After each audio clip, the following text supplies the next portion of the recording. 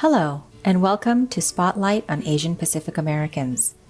Today, we will be exploring the life and legacy of Kalpana Chawla, Indian-American engineer, astronaut, and first woman of Asian origin to go to space.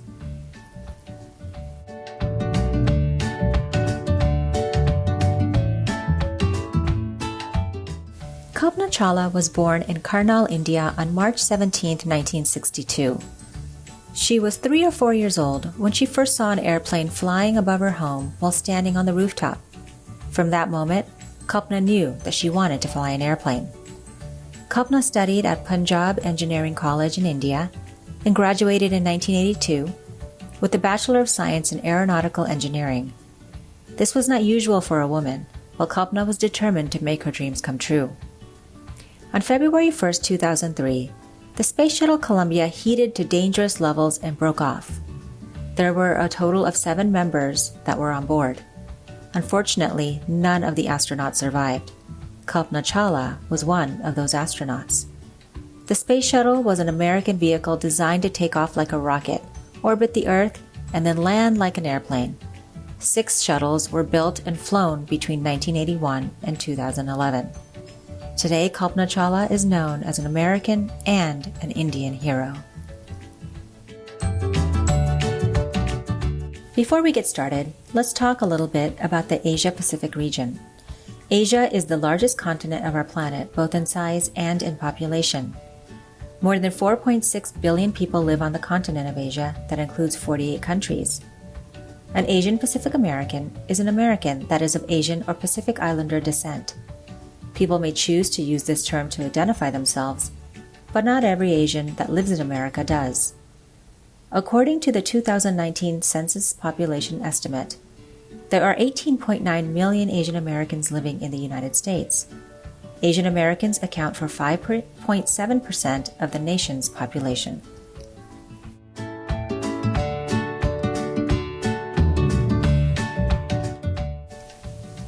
India is part of the continent of Asia. Most of India forms a peninsula, which means it is surrounded by water on 3 sides. India is located in the southern part of Asia. Looking at the map, can you identify 4 of India's neighbors?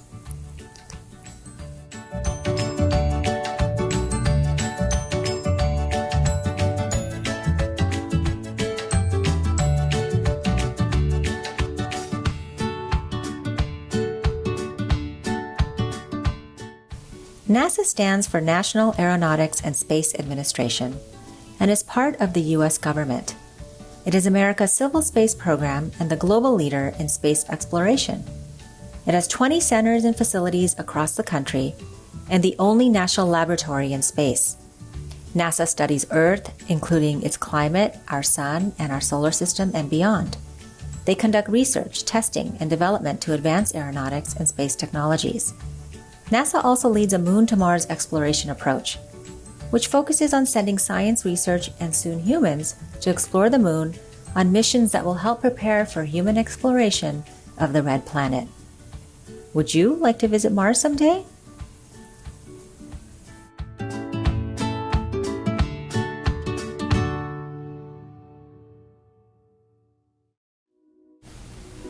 Now let's learn a little more about Kalpana Chawla by reading Kalpana Chawla, Reaching for the Stars, written by Eileen Louie and illustrated by H. Rick Petway. The Center for Global Education has received permission for this reading from the publisher.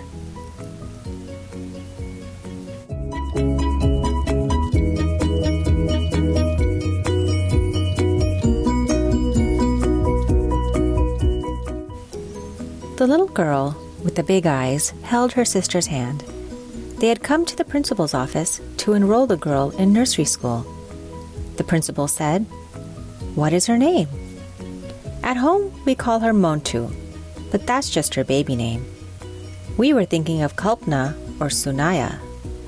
The small girl hid her face in her sister's dress.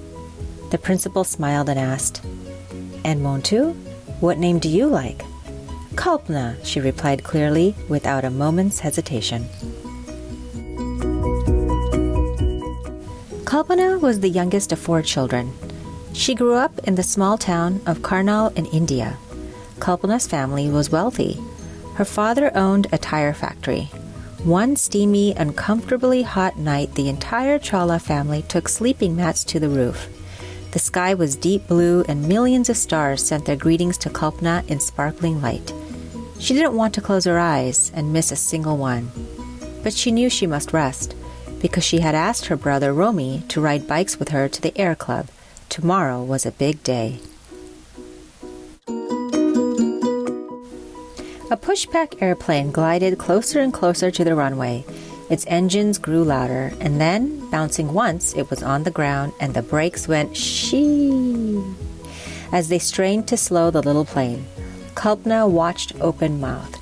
She told her brother, "Someday that's going to be me."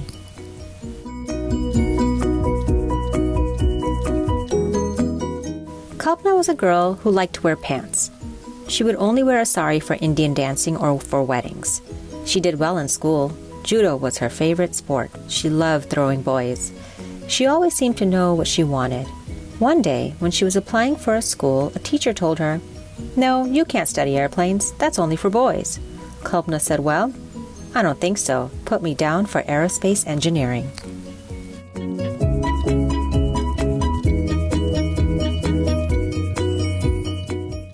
Mama liked the determined, independent streak in her youngest child. When Mama wasn't busy taking care of grandmother or visiting the sick temple, she spent time with her daughter. She encouraged Kalpana to follow in the path of her sisters and go to college. Mama was delighted when Kalpana, the only girl studying aerospace engineering, came in third in her class, beating out all but two of the boys. But when it came time to leave the family to continue her studies, it was her father she had to convince. Papa looked deep into her eyes and said, "Are you sure you don't want to stay here? Get married and have children." "I know what I'm doing, Papaji. Please, it's all I've ever dreamed of." Soon she was packing her bags.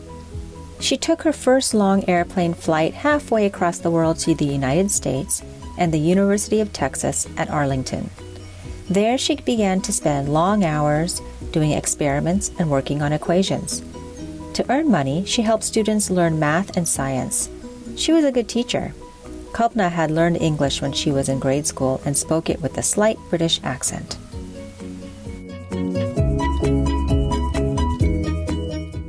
Living in the apartment down the hall from Kalpana was a man named Jean-Pierre Harrison, who was studying to be a pilot. When Jean-Pierre found out why Kalpana had come to Texas, he invited her to go flying with him. He took her up on a Piper Cub on one of his exercises. Kalpana loved flying in the small two-seater. She wasn't afraid when the ground tilted this way or that, and she loved the freedom of seeing nothing before her but open sky. Someday she was going to learn to be a pilot, but now she was too busy with her studies.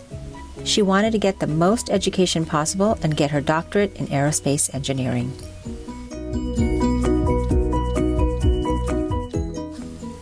Kalpana kept herself very busy, but she wasn't too busy to fall in love. One year after they met, Kalpana and Jean-Pierre were married. They both knew so much about airplanes that they often spoke like this. Jean-Pierre pointed at the sky and said, "What kind of plane is that?" "A Boeing 727. "Ah, but what model?" Kalpana hesitated and then playfully punched her husband's arm, saying, "You can't possibly know from here. You're just teasing me." Kalpana's father took a while to get used to the fact that his new son-in-law was not Indian. Kalpana was afraid to tell her father, and so he was the last in the family to know. Papaji went to his room in his house and stayed there for a week, not talking to anyone. Then he walked out, and he seemed to have made up his mind, because after that, he started treating Jean-Pierre as one of the family. Mama was pleased that Kalpana and Jean-Pierre were married. The young couple was living in Colorado when Mama came for a long visit. Jean-Pierre, who now had his pilot's license, flew Kalpana and Mama in a private jet to some of the most beautiful parks in the West.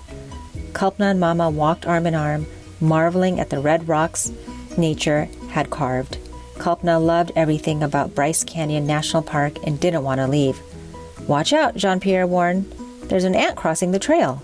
Kalpana laughed and gave him a playful swat and said, He's making fun of us for being vegetarian. Kalpana did not consider herself to be a religious Sikh, but she did keep her family's customs of not eating meat and avoiding hurting animals. While in Colorado, Kalpana began to train to be a pilot. On the weekends, she would go to a nearby airport to take lessons. She decided not to be Jean-Pierre's pupil and took another teacher. Kalpana even joined a flying club for women. She enjoyed the trips the club took together. At home, she told her husband she thought she was a better pilot than any of the other women. Gliders also interested her. Gliders had no engines. They rode the air currents. Kalpana loved flying gliders. One time she accidentally landed one in its nose. Luckily, she wasn't hurt. One day, Kalpana saw an ad. It said, "Become an astronaut. NASA has openings." Kalpana's heart skipped a beat. To be an astronaut and go up hundreds of miles with a thundering rocket, that was the ultimate best for any flight buff. The first time she applied to the astronaut program, she didn't get in. But in 1994, she got the magic phone call. The director of astronaut training asked, "Do you still want to come work for us?" What a silly question. Kalpana felt like the luckiest person in the world. She would be training to be one of the 7 astronauts aboard the space shuttle, traveling around the Earth at speeds of 17,000 miles an hour. When she met the other astronaut trainers, she was her usual soft-spoken self. Soon, though, she began to speak up, especially when others raised questions. There were a lot of different kinds of training to be done. One of them had the class jumping out of airplanes and parachuting to the ground. One of her classmates said, "Is it really necessary to—" Kalpana began to answer, but he cut her off with, "Give me a break. You can't know everything."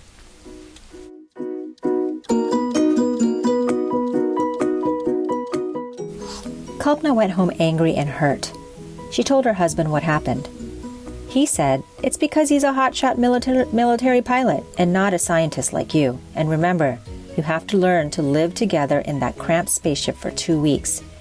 "Don't you think I know that?" she said. What was she supposed to do? Cover up all she knew? As for living and working together, she was well aware that astronauts have to work as a team.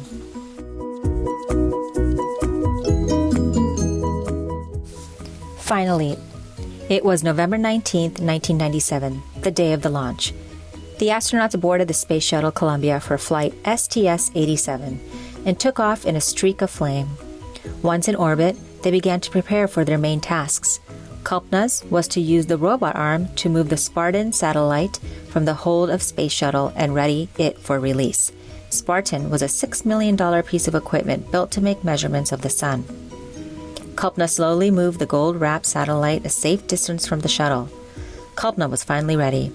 "And launch," she said as she let it go. Everybody stared. The satellite was not moving. No thrusters were firing. Kalpana moved the robot arm to grab the satellite for another try. Accidentally, she knocked the satellite with the arm and the satellite began to spin dangerously. Astronauts Scott and Doy had to suit up and go out on the spacewalk to recapture the Spartan. It was decided the satellite would have to be brought back to Earth. Reporters asked Kalpana what had gone wrong. She admitted it was her fault. She had missed a step in the launch procedure and the satellite had failed to start, as it was supposed to. After many months, a NASA study cleared Kalpana of any blame. It said that there should have been a way for the crew to check it to see if the satellite was ready for launch. Still, Kalpana knew she had made a terrible error. "Everybody makes mistakes. It's only human." But it must have been especially hard for Kalpana, she said. "Everybody was pointing fingers at me." Kalpana was a proud, highly accomplished professional, and it was painful to be known as the astronaut who, when the eyes of the world were watching, made the $6 million mistake. Kalpana kept working at NASA, hoping to get another chance to fly. 6 long years later, she was overjoyed to be aboard Columbia for STS-107. It was day 13 of the 16-day flight. An experiment was supposed to begin. It was to test how much mist was needed to put out a fire. This could help save lives. When it didn't work properly, Astronaut Mike Anderson figured out there was a loose connection in one of the lines. The entire machine would have to be taken apart to reach a tube, and then the machinery had to be put back together again. The only problem was the astronauts were on a tight schedule. No one had any time to spare. "I'll do it," Kalpana said. She volunteered to give up one of only 2 rest periods she was allowed during the 16-day flight. She worked through lunch and would only stop when she was required to sleep. Following her example, other astronauts began to give up their rest periods too. They worked all day on the missed experiment with no time off, but they got the job done. 32 of the planned 34 runs were completed before the astronauts had to stop and prepare for re-entry. The results were relayed back to the nervous scientists on Earth. Cheering broke out when they saw the numbers start coming in. The scientists were overjoyed and grateful to Kalpana for saving the day.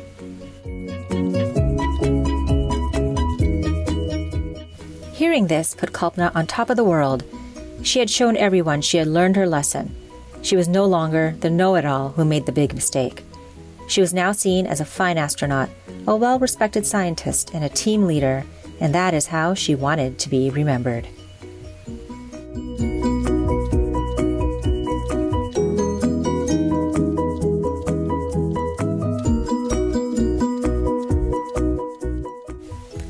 As all of this was happening inside the Columbia, there was a dangerous situation on the outside of the vehicle. The astronauts didn't know that Columbia had a hole in her heat shield. It had been caused by flying debris during takeoff. Shortly after re-entry to the Earth's atmosphere, one of the shuttle's wings heated to dangerous levels and broke off. It was a great tragedy, and sadly, none of the astronauts survived.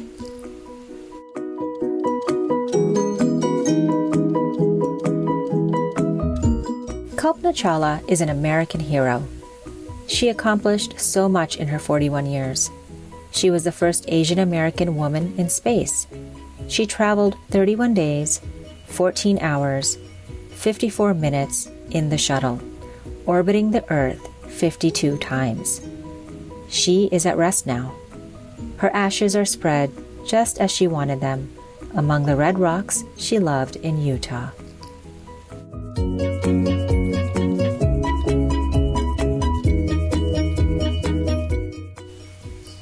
The United States mourned the loss of the astronauts. At the White House, President George W. Bush gave the grieving Papaji a hug. India named a planetarium and a medical college after Kalpana. In Karnal, the Chawla family established a free math and science school for young women. Jean-Pierre wrote a book celebrating her life. Brother Romy said something very heartful. "To me, my sister is not dead. She is immortal. Isn't that what a star is? She is a permanent star in the sky. She will always be up there, where she belongs."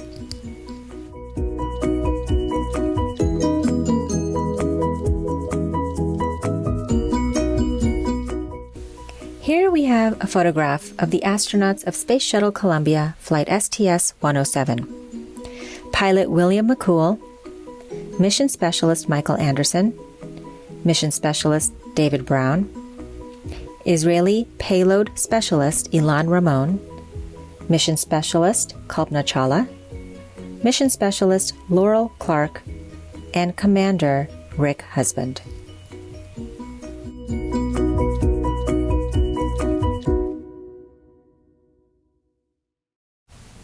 We hope you enjoyed the story and were able to learn a little more about Kalpana Chawla. Now let's take a look at the activity sheet in front of you. It's okay if you don't have it, just follow along on the screen.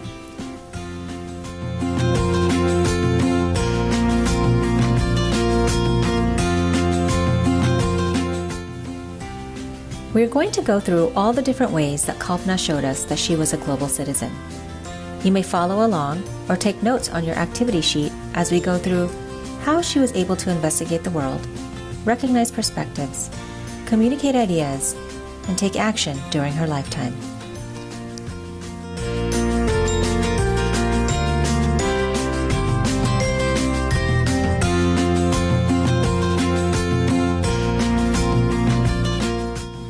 Let's start with how Kalpana took opportunities to investigate the world.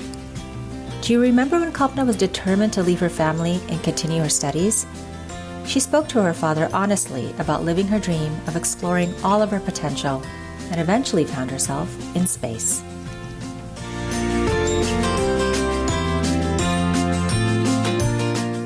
How about recognizing perspectives? Although Kalpana was frustrated by one of the other astronauts, she knew that she had to recognize his perspective and learn how to work together as a team.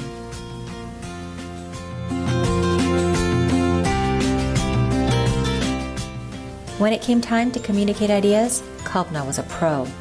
Kalpana volunteered to give up one of only 2 rest periods to use her skills and to try to fix the machinery. Because of her ability to communicate and work as a team, the astronauts were able to solve their problem.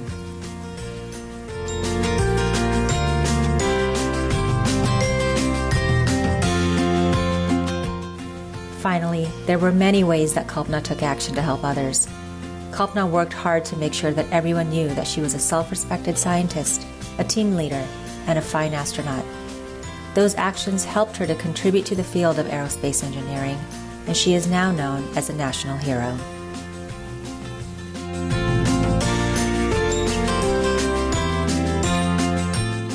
Shukriya, or thank you. We hope you enjoyed our final session today as we explored the life, work, and legacy of Kalpana Chawla. Please remember to keep learning, thinking, and exploring. Thank you for joining us for Spotlight on Asian Pacific Americans.